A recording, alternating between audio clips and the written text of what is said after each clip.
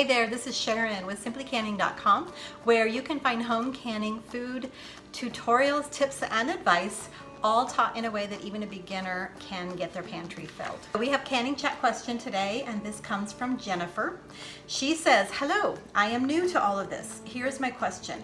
Can I make apple butter today, but can it, or put it in jars and process it, is what she means, at a later date, like a week from now? Yes, you can make your apple butter today, put it in the refrigerator, and then bring it out and heat it up and then process it.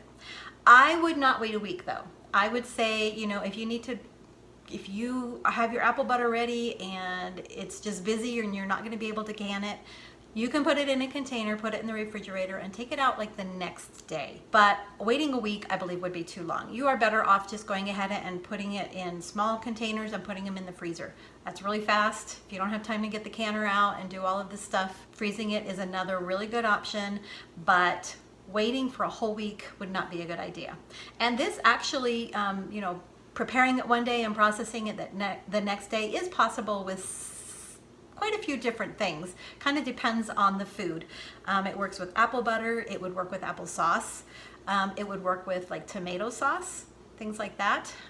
Anything that you can put in a container, refrigerate it overnight, and bring it out, and it's not going to affect the texture. If you tried to do that with green beans or even carrots or beets, any kind of a vegetable like that, I'm afraid that your quality of your food is going to go down. A day, yes. Put it away, take it out, but a week, no. I would say that would be too long. I hope this was helpful. You guys have a great day. I'm gonna put links to canning apple butter and canning applesauce both in the article below. So if you need directions on how to do that, be sure and check it out. We'll talk to you later. Bye.